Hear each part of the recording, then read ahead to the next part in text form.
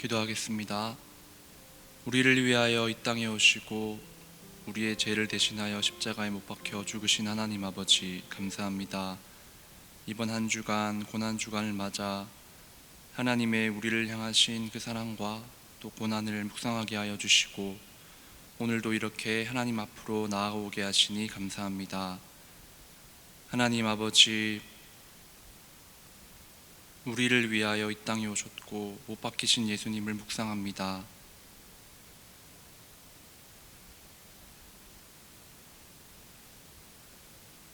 오늘 하루 그리고 또 부활의 주일을 기대하며 고대하며 우리의 죄가 얼마나 많고 우리가 얼마나 죽을 수밖에 없는 죄인이었는지를 다시 돌아보는 오늘의 시간이 되게 하여 주시옵소서. 하나님 아버지, 오늘도 이 새벽에 나왔습니다. 오늘 함께 이 예배를 기도에 참여한 모든 성도님들을 축복하여 주시고 또 함께하지 못한 성도님들께도 귀한 은혜를 허락하여 주시옵소서. 처음부터 끝까지 하나님께만 온전히 저희의 마음을 드리는 시간이 되게 하여 주시옵소서. 모든 것 감사드립니다. 살아계신 예수님의 이름으로 기도합니다. 아멘. 함께 찬송가 144장 부르시겠습니다.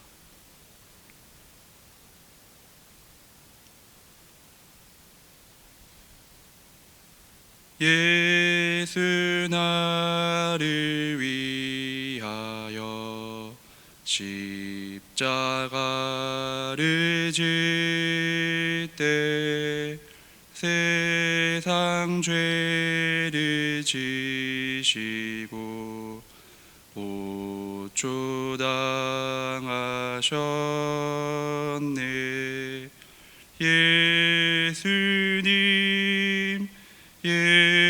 예수님 나의 죄 위하여 보배 피를 흘리니 죄인 받으소서. 십자가를 지심은 무슨 죄가 있나. 저 무지한 사람들 메시아 죽였네.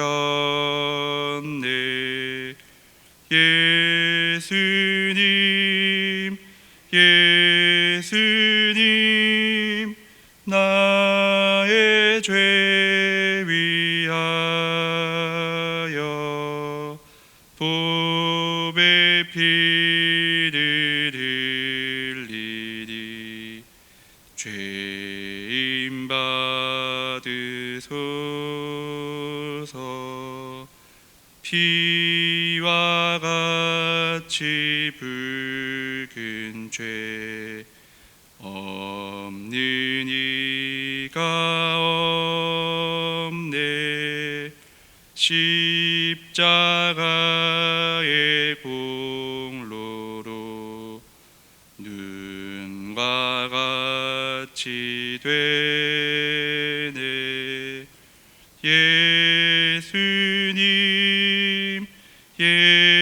예수님 나의 죄 위하여 보배 피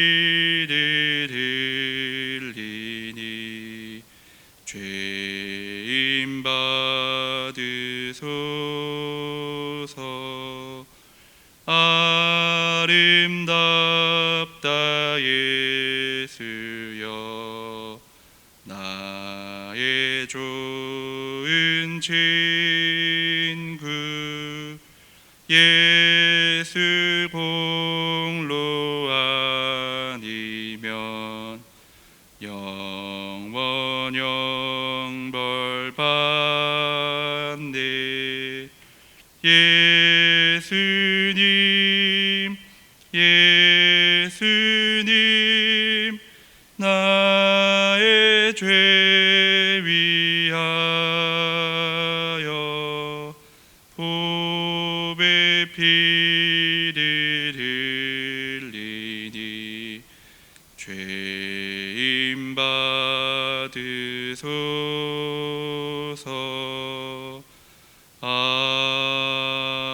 아멘. 아멘. 오늘 우리에게 주시는 하나님의 말씀은 마태복음 27장 57절부터 66절입니다. 마태복음 27장 57절부터 66절 말씀입니다.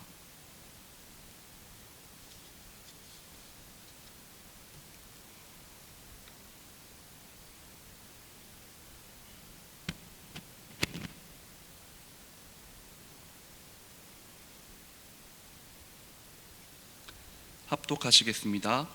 저물었을 때에 아리마대의 부자 요셉이라는 사람이 왔으니 그도 예수의 제자라.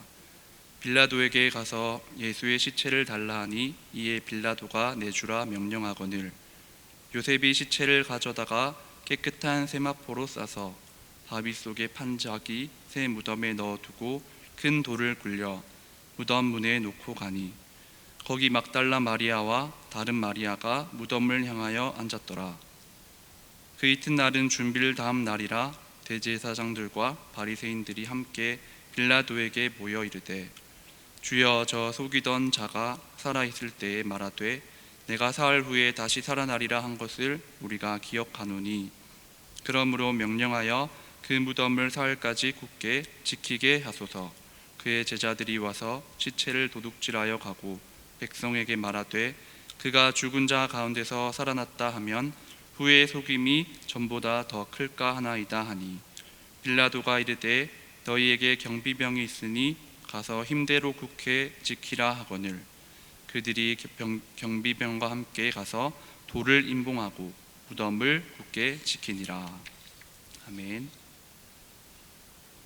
오늘은 하나님의 시선을 멈추게 하는 사람이라는 제목으로 말씀을 전하도록 하겠습니다. 이전 본문에서 우리의 예수님께서 우리의 죄를 대신해서 십자가에 못 박혀 죽으셨습니다. 세상의 조명은 다 꺼지고 모든 것이 끝난 것만 같았습니다. 온 세상에 까마득한 어두움이 찾아왔습니다.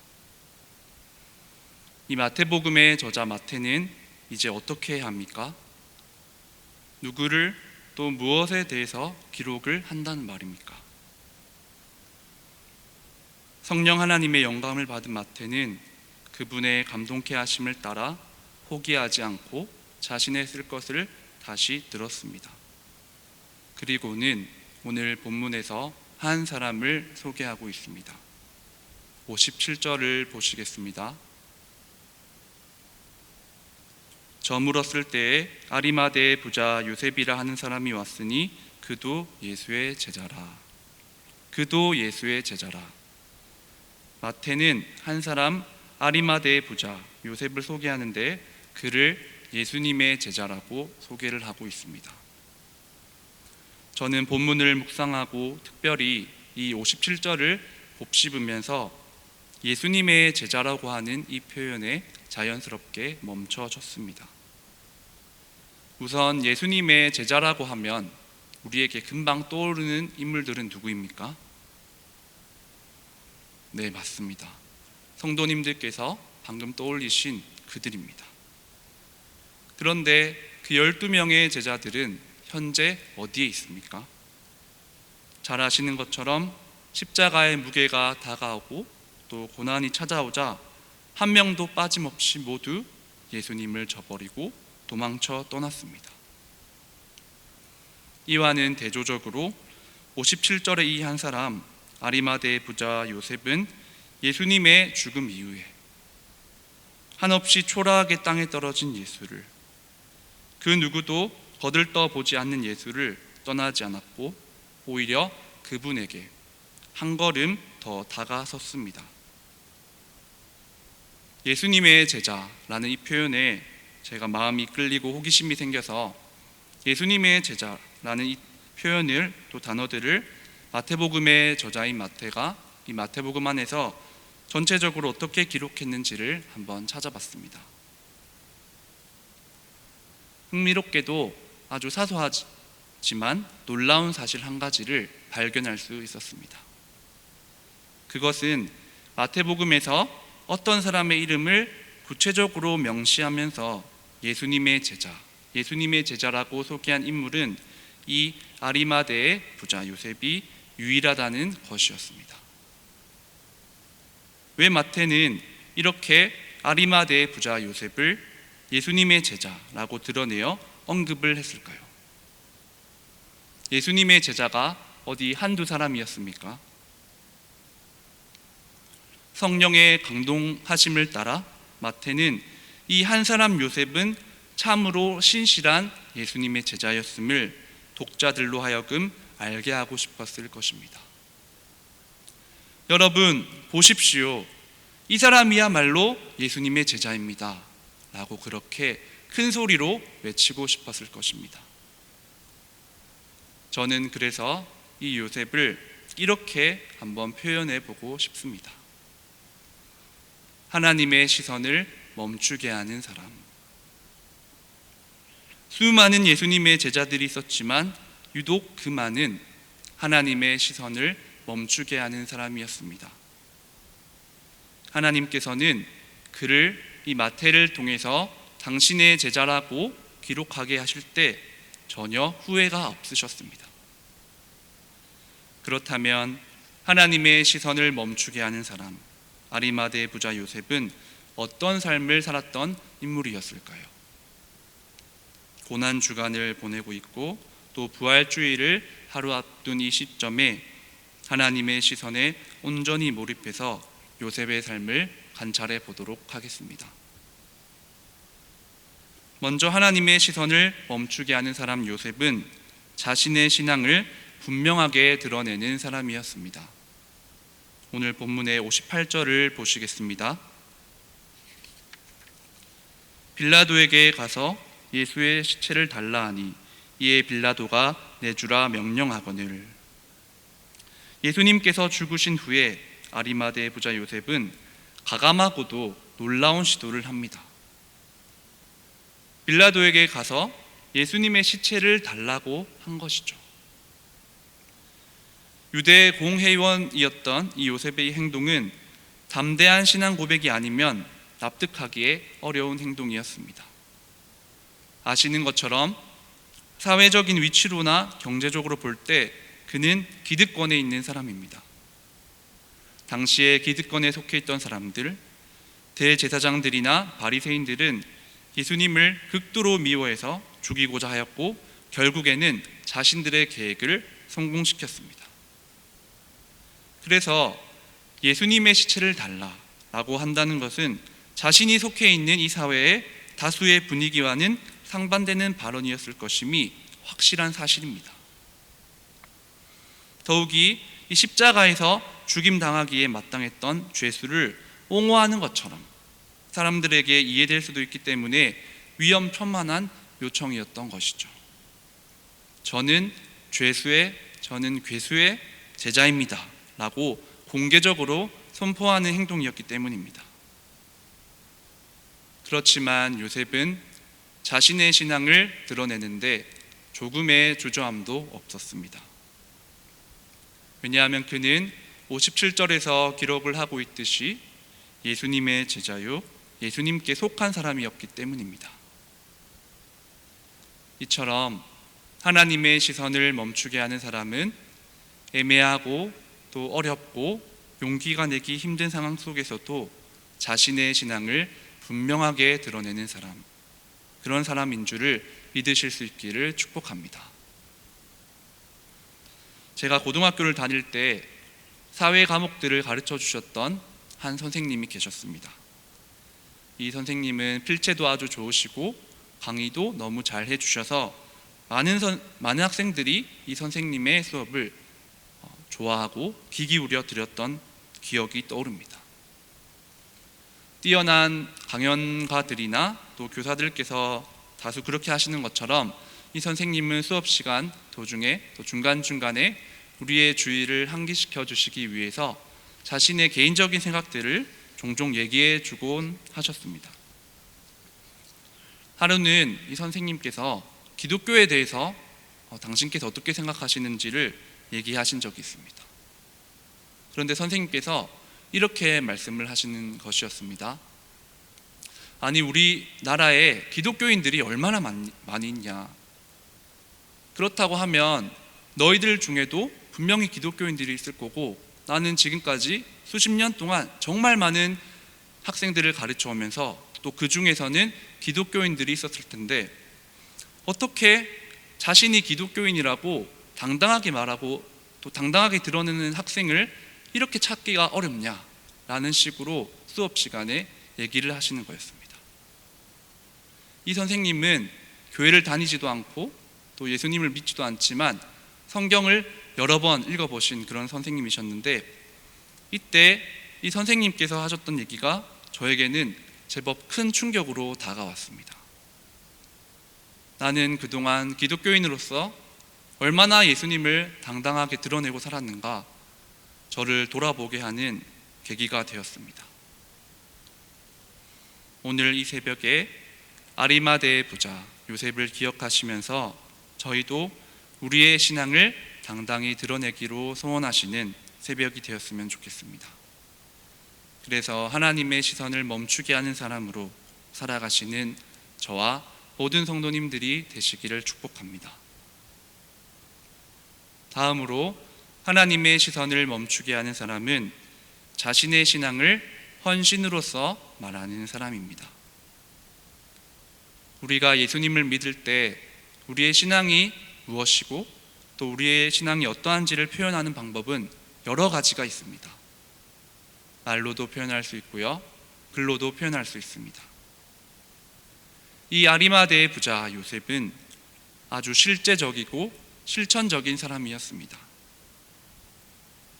자신의 신앙을 분명하게 드러냈던 이 요셉은 빌라도의 허락으로 예수님의 시체를 받을 수가 있었죠.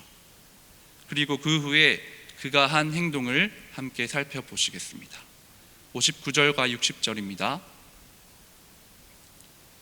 요셉이 시체를 가져다가 깨끗한 세마포로 싸서 바위 속에 판 자기 새 무덤에 넣어두고 큰 돌을 굴려 무덤 문에 놓고 가니, 요셉은 그분의 시체를 깨끗한 세마포로 싸서 자기의 새 무덤에 안치하였습니다.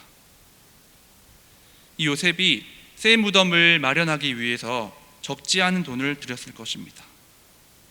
바로 이 새 무덤을 예수님을 위하여 준비한 것은 그가 물심양면으로 예수님께 헌신적인 사람이었음을 우리로 하여금 알게 합니다. 이러한 그의 행동은 지금 이 순간 안타깝게도 이 요셉과는 정반대편에 서 있는 또 다른 예수님의 제자들, 예수님의 그 12제자들과는 매우 대조적인 모습이죠.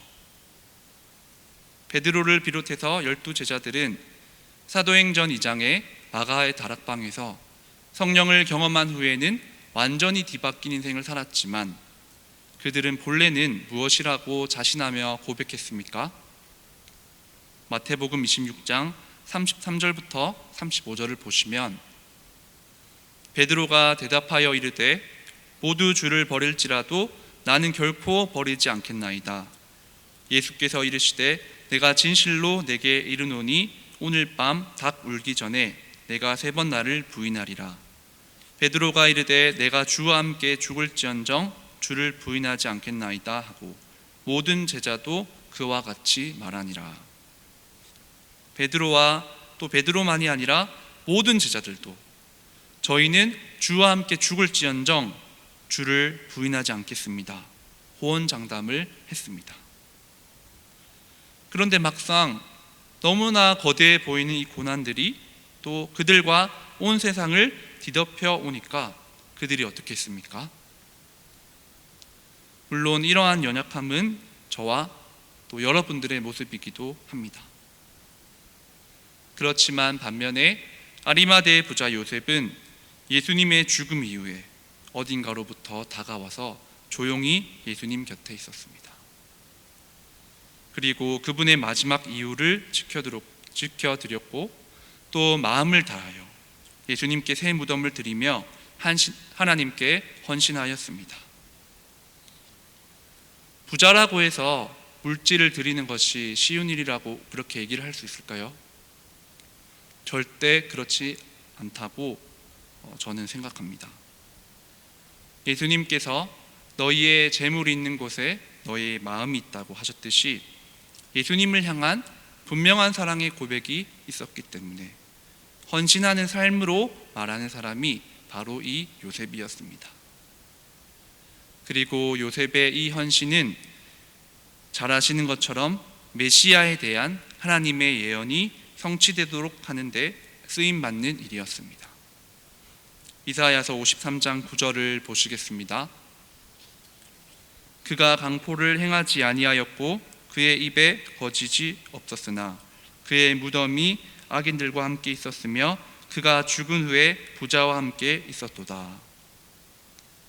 자신의 신앙을 헌신으로써 말했던 아리마대의 부자 요셉, 그의 헌신적인 삶을 통해서 먼 옛날 하나님의 예언의 말씀이 성취되고 있습니다.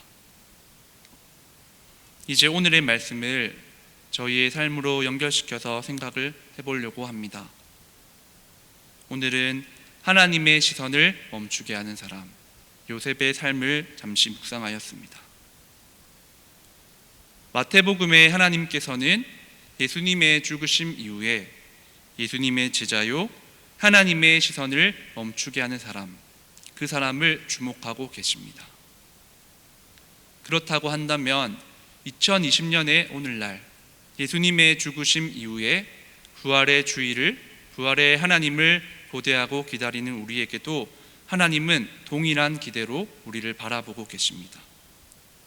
하나님의 시선을 멈추게 하는 사람을 주목하고 계시고 찾고 계심을 함께 기억하실 수 있기를 바랍니다. 오늘은 고난주간을 보내며 부활주일을 기다리는 하루 전날의 아침입니다. 첫 번째로 저부터 시작해서 또 성도님들께는 저희의 신앙을 분명하게 드러내야 할 어떤 장소가 있으십니까? 또 구체적인 시간대가 있으십니까? 또는 우리의 신앙을 분명하게 드러내야 할 성령께서 떠오르게 하시는 사람들과 또 대상들이 있지는 않으십니까? 그 장소에서 또 그 시간에서 그 사람들에게 우리의 신앙을 분명하게 드러내시는 저와 모든 성도님들이 되시기를 바랍니다. 두 번째로 저부터 시작해서 성도님들께서는 어떤 방법으로 여러분의 신앙을 표현하고 계십니까? 저는 입술로는 또 글로는 헌신한다고 말하지만 실천적으로 제가 하나님께 헌신함으로써 저의 신앙을 말하는 사람이었는지를 돌아볼 때 부끄러운 마음이 많이 듭니다. 단지 입술만이 아니라 헌신하는 삶으로써 우리의 신앙을 말하는 저와 모든 성도님들이 되시기를 바랍니다. 오늘 본문에 아리마대의 부자 요셉과 같이 저희도 저희만의 드릴 수 있는 무언가가 있을 줄로 압니다. 특별히 저희는 코로나19라는 이 상황 속에서도 부활주를 맞이하며 하나님을 학수고대하고 있습니다. 이때 우리가 예수님을 위해서 헌신할 수 있는 것이 무엇일까 함께 고민하시고 또 기도하시는 오늘의 하루가 되었으면 좋겠습니다. 이제 말씀을 정리하겠습니다. 오늘은 하나님의 시선을 멈추게 하는 사람이라는 제목으로 말씀을 전했습니다. 수많은 예수님의 제자들이 있었지만 하나님의 시선을 멈추게 하는 사람, 그 사람은 바로 아리마대의 부자 요셉이었습니다. 그는 자신의 신앙을 분명하게 드러내는 사람이었고 그는 자신의 신앙을 헌신하는 삶으로서 말하는 사람이었습니다.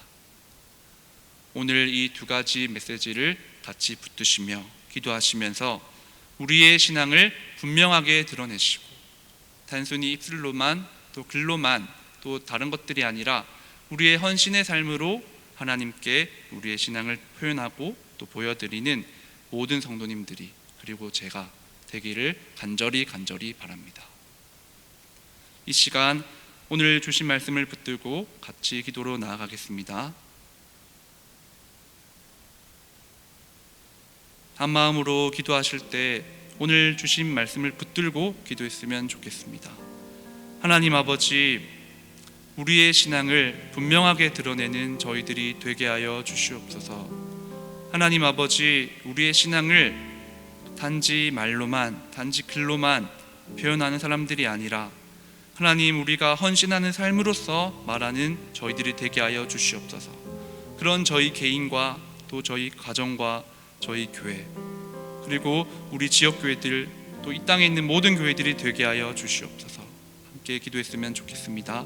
그리고 우리는 부활의 주일을 기다리고 있습니다. 오늘 하루 하나님과 동행하며 우리의 죄를 위해서 이 땅에 오신 예수님을 깊이 묵상하게 하여 주시옵소서. 우리의 죄에 대한 철저한 깨달음이 없으면 그 십자가가 우리에게는 무효하게 느껴집니다. 하나님, 우리의 죄인됨을 많이 묵상하는 오늘 하루가 되게 하여 주시옵소서. 이렇게 또 기도하신 연휴에 또 우리 교회 여러 한우분들을 위해서 기도하시고 자유롭게 기도하시다가 흩어지도록 하겠습니다. 기도로 나아가시겠습니다. 하나님 아버지, 감사합니다. 오늘도 하나님과 함께 하루를 시작하기에 오늘은 최고의 날입니다. 오늘도 최고의 날입니다. 하나님 아버지, 죽을 수밖에 없는 죄인이고 하나님의 진리를, 예수님을 전혀 모르는 저희들을 찾아오셔서 예수님을 알게 하여 주시고 복음을 듣게 하여 주시고 우리가 아버지 가질 수 없는 믿음을 선물로 주셔서 예수님을 우리의 구주로 고백하게 하여 주시니 감사합니다. 하나님 아버지, 이번 한 주 동안 고난의 주님, 또 우리를 위해서 십자가를 지신 주님을 묵상하고 또 생각하고 있습니다. 너무나 형식적으로 이 고난 주간을 우리가 돌아보고 또 대하진 않았는지 생각하게 하여 주시옵소서. 하나님 아버지, 우리에게 또 회개의 심령을 허락하여 주셔서 어린아이와 같은 순수한 믿음을 허락하여 주셔서 우리의 죄가 얼마나 큰 것이었는지를 깨달을 수 있는 통찰력을 허락하여 주시옵소서. 하나님 아버지, 부활의 주일을 저희가 기대하고 고대하며 맞이하려고 하고 있습니다. 그 부활의 주님께서 우리를 찾아오심을